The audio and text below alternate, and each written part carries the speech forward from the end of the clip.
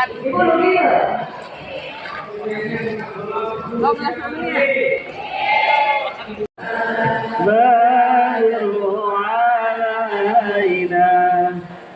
ثنيات الوداع.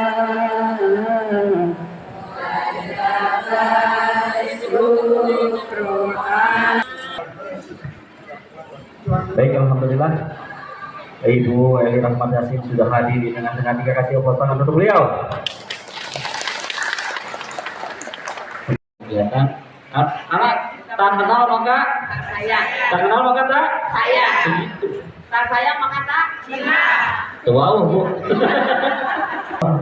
Mau menjadi dia seragaman padanya. Kita harus seragaman padanya. Kita sarana berangkat darah sambil Haja Eli Rahmat Yasin gelar acara sosialisasi 4 pilar kebangsaan. Bogor, Liputan Jurnalis.com, berlokasi di Aula Pondok Pesantren Minhaj Sahabah, Jalan Pam Ciburial RT 3 RW 7 Desa Sukamantri Kecamatan Taman Sari. Haja Eli Rahmat Yasin anggota DPR RI Komisi 6 melakukan sosialisasi 4 pilar kebangsaan, Minggu tanggal 21 Januari tahun 2024. Dalam sosialisasi 4 pilar kebangsaan, Haja Eli Rahmat Yasin menjelaskan tentang nilai-nilai Pancasila, dan pentingnya kita semua memahami dan mengetahuinya, karena Pancasila merupakan karya bersama yang dihasilkan melalui konsensus bersama. Pancasila merupakan titik temu yang menyatukan keindonesiaan. Dengan demikian jelas, bahwa penetapan rumusan Pancasila merupakan hasil final yang harus dijunjung tinggi oleh setiap warga Indonesia dalam mengembangkan kehidupan kebangsaan dan kenegaraan. Dan sekarang sudah memasuki tahun politik, sesuai dengan apa yang menjadi tugasnya, Haja Eli Rahmat Yasin pun memaparkan tentang sila keempat yang tertuang dalam Pancasila, yaitu kerakyatan yang dipimpin oleh hikmah kebijaksanaan dalam permusyawaratan perwakilan. Pentingnya sosialisasi ini, Eli pun memberikan arahan tentang bagaimana cara memilih dan menentukan pilihan yang benar, agar suara masyarakat tepat sesuai dengan pilihannya.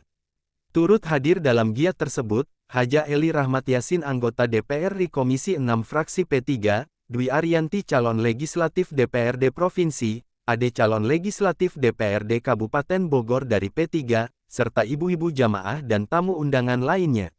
Dari Aula Pondok Pesantren Minhaj Sahabah Desa Sukamantri Kecamatan Taman Sari Kabupaten Bogor, Liputan Jurnalis, Ade Suhendar melaporkan.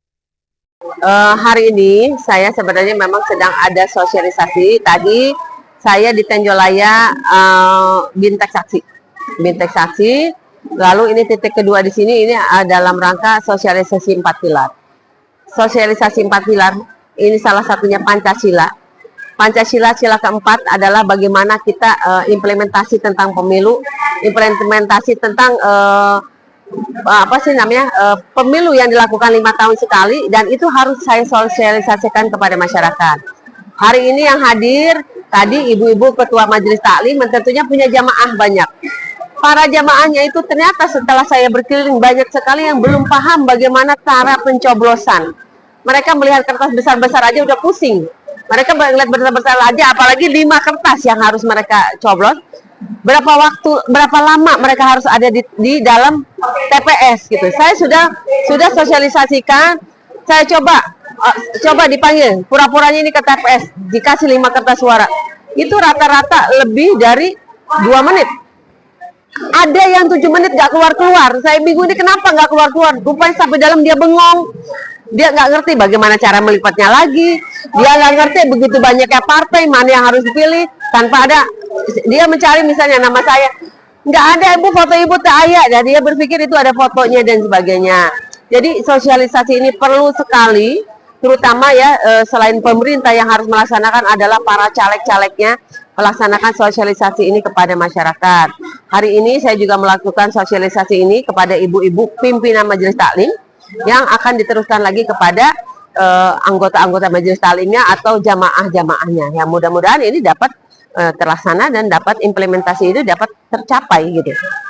Pada tanggal 14 Februari masyarakat akan datang berbondong-bondong ke TPS, bukan hanya memilih presiden tapi memilih 5 ya. DPD, presiden, juga caleg-caleg, baik itu DPR RI, provinsi maupun kabupaten. Karena pada pelaksanaannya banyak sekali masyarakat yang tidak paham, dia nggak mau pusing, dia hanya memilih presiden, setelah itu yang lain tidak dicoblos. Tapi bagaimana sekarang kita memberikan pemahaman politik kepada masyarakat, memilih legislatif juga itu sama pentingnya dengan memilih presiden. Seperti itu.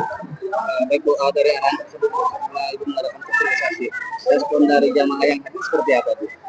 Tadi saya melihat kalau ini mereka sudah paham ya, karena mereka memang sudah terbiasa memberikan arahan-arahan kepada para anggotanya. Mereka di sini alhamdulillah tadi kalau saya melihat mereka paham. Tapi kalau saya kepada masyarakat langsung selalu bilang liar. Ibu paham liar gak? Mulai-mulai liar, selalu liar gitu. Akhirnya saya bilang kalau memang liar ibu, ya udahlah, partai mana mau yang mau ibu pilih, coblos partainya aja, lambang partainya. Kalau calegnya ibu pusing terlalu banyak namanya, yang ini ngajak ke sini, ini ngajak ke sana, ya sudah ibu mau memilihnya ke siapa, ya lambang partainya saja. Karena kalau saya dari P3, saya selalu mengajaknya ya udah pilih lambang Ka'bahnya gitu. Jadi seperti itu. Nomor urut berapa nih Bu? Saya alhamdulillah dipercaya oleh pimpinan saya, ketum saya kembali mendapatkan nomor urut 1 dari fraksi Partai Persatuan Pembangunan. Harapannya Bu untuk kegiatan ini Bu? Harapannya untuk kegiatan ini masyarakat memahami tentang juga tentang pendidikan politik. Politik itu sangat penting. Jadi politik itu bukan sesuatu yang tabu, politik itu bukan sesuatu yang menakutkan, tapi politik itu sesuatu yang asik. Karena begitu kita berada di dalamnya, kita pasti akan terlibat politik. Politik itu tidak hanya kita terlibat di salah satu partai politik, tapi bagaimana di rumah tangga, misalnya nih contoh juga di sekolah, pemilihan OSIS itu kan politik. Mereka sudah mulai belajar politik itu dari mulai sekolah kan, dari mulai SMP, pemilihan OSIS sampai seterusnya. Di rumah kita mengajak anak bagaimana supaya anak mau ngaji, anak mau sekolah, anak mau belajar. Tentunya dengan cara kita itu kan sudah masuk ke dunia politik juga. Posyandu misalnya, ibu-ibu tim penggerak PKK, tim posyandu, kader posyandu mengajak masyarakat supaya mau datang ke posyandu. Bagaimana caranya supaya mereka mau aktif dan mau datang ke posyandu, itu sudah masuk politik juga. Jadi mereka tidak menyadari politik itu tidak harus selalu masuk partai politik, tapi semua aktivitas harus ada kegiatan politiknya gitu. Baik, terakhir di jelang bulan Februari ya, pemilu tanggal 4 Februari, harapan Ibu untuk apa? Tentunya harapan saya pemilu kali ini berjalan lancar dan tingkat kehadirannya lebih besar daripada periode yang lalu. Ya, kalau di setiap kecamatan saya selalu melihat ada tingkat kehadiran 60%, 70%, sampai 80%, jarang sekali yang 90%. Saya berharap tingkat kehadirannya lebih besar, lebih banyak yang memahami atau mempunyai kesadaran kalau itu hak dan kewajiban dia. Itu jangan cuma kewajiban haknya untuk menuntut, tapi kewajiban dia juga untuk memberikan suara ya. Itu harapan saya. Yang kedua adalah harapan saya karena saya sebagai ketua DPC dari Partai Persatuan Pembangunan, saya berharap suara P3 kali ini di Kabupaten Bogor kursinya bertambah. Targetnya saya 9 kursi dan PT-nya juga melampaui 4% ya.